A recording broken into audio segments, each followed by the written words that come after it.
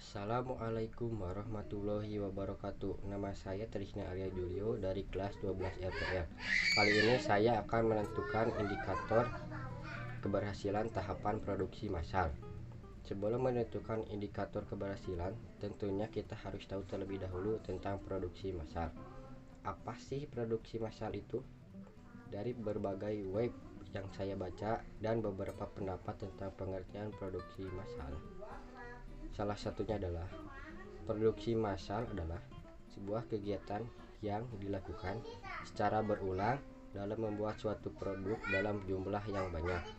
Produsen akan produksi secara terus-menerus guna menjalankan sistem produksi dan memenuhi kebutuhan pasar dan memfasilitasi kebutuhan masyarakat akan suatu barang atau produk.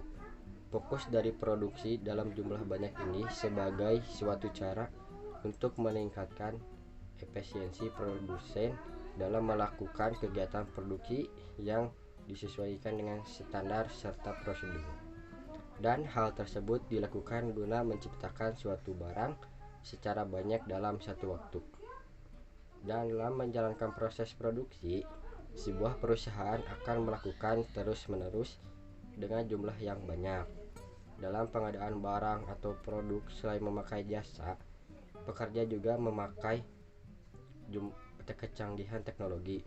Misalnya, sebuah perusahaan yang menghasilkan produk permen, maka dibutuhkan bantuan mesin untuk memperbanyak produk. Dalam kegiatan produksi terukur dan terarah, yaitu dalam suatu hari menghasilkan jumlah yang sama dengan sistem dan standar yang sudah ditentukan, seperti memproduksi boneka, maka dalam satu hari bisa menghasilkan boneka dengan sebelumnya dilakukan uji keamanan dan kelayakan untuk anak-anak. Produksi massal adalah nama yang diberikan kepada sebuah metode memproduksi barang dalam jumlah besar dengan biaya yang rendah per unitnya. Walau harganya yang murah, tidak berarti dengan kualitas rendah. Ada 8 hal yang membuat bisnis atau usaha meraih kesuksesan, yaitu 1. Peluang pasar yang baik. 2. Keunggulan persaingan. 3. Kualitas barang dan jasa. 4. Inovasi yang berproses. 5. Dasar budaya perusahaan. 6. Menghargai pelanggan dan pegawai. 7. Manajemen yang berkualitas. 8. Dukungan modal yang kuat. Adapun indikator keberhasilan usaha menurut Suryana, keberhasilan usaha terdiri dari 1. Modal. 2. Pendapatan. 3. Volume penjualan. 4. Output produksi. 5. Tenaga kerja. Indikator keberhasilan usaha menurut Dwi Rianti. Kriteria yang cukup signifikan untuk menentukan keberhasilan suatu usaha dapat dilihat dari 1. Peningkatan dalam akumulasi modal atau peningkatan produksi modal. 2. Jumlah produksi. 3. Jumlah pelanggan. 4. Perluasan usaha. 5. Perluasan daerah pemasaran. 6. Perbaikan sarana fisik. Dan 7. Pendapatan usaha. Keberhasilan tahapan produksi massal dalam perkembangan zaman dipengaruhi oleh faktor pesatnya usaha atau bisnis era digital. Saat ini, era digital tidak terlepas dari perkembangan teknologi, khususnya pada jaringan internet maupun dari bidang alat-alat elektronik dan kendaraan yang semakin hari semakin canggih. Keberhasilan tahapan produksi massal dapat juga menggambarkan keberhasilan usaha. Pengukuran keberhasilan tahapan produksi massal dapat dilihat dari beberapa indikator, diantaranya sebagai berikut. 1. Produktivitas tenaga kerja. Produktivitas diukur dari tingkat efisiensi input yang digunakan seperti tenaga kerja dan modal, baik berupa modal uang maupun modal barang, untuk menghasilkan sebuah produk, barang, atau jasa. Salah satu perhitungan produktivitas yang umum adalah dengan menghitung produksi kotor selama 1 jam kerja. Perhitungan ini dapat mengukur efisiensi tenaga kerja yang dipekerjakan untuk menghasilkan produk yang diinginkan. Sedangkan rumus perhitungan produktivitas adalah sebagai berikut. Produktivitas sama dengan output dibagi input. Hasil perhitungan produktivitas berupa persentase, besar kecilnya persentase dari perhitungan tersebut, menunjukkan efisiensi produktivitas. Semakin besar dan mencapai 100%, maka sistem produksi massal yang dilakukan berhasil. Langkah pertama dalam meningkatkan produktivitas adalah pengukuran.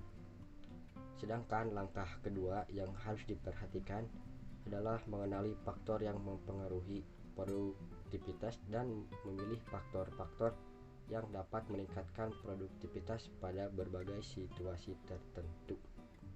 Faktor yang mempengaruhi produktivitas dapat dibagi menjadi dua kelompok besar, yaitu sebagai berikut. Faktor-faktor yang mempengaruhi produktivitas. 1.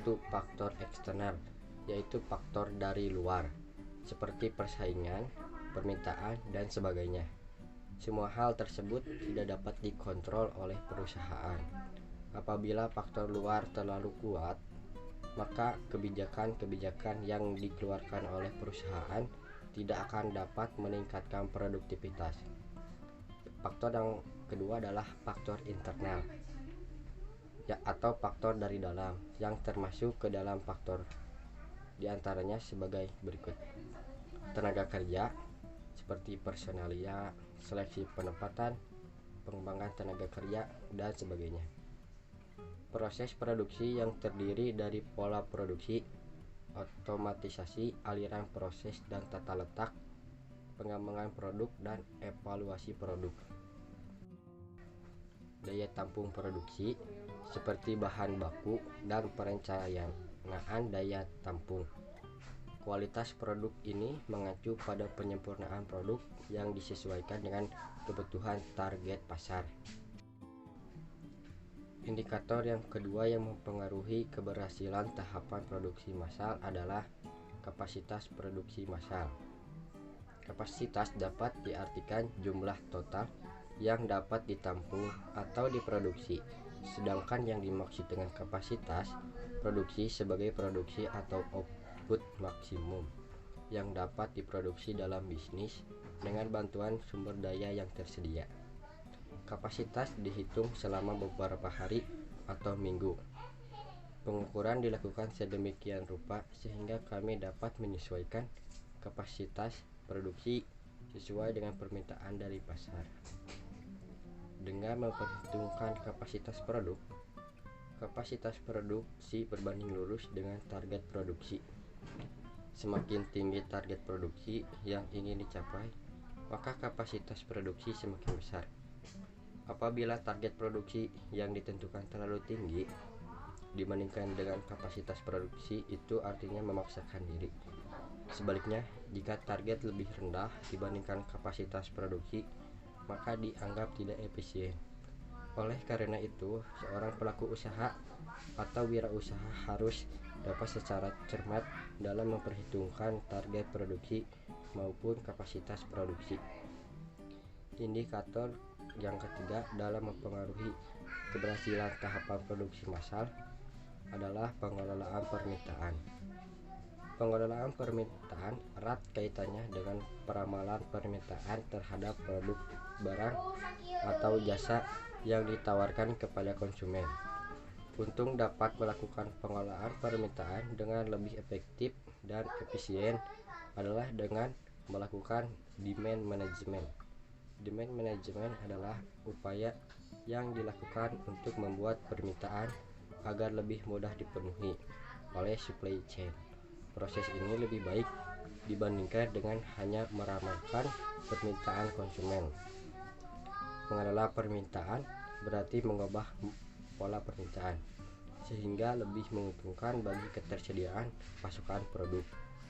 Beberapa cara yang dapat dilakukan untuk mempengaruhi pola permintaan, diantaranya sebagai berikut.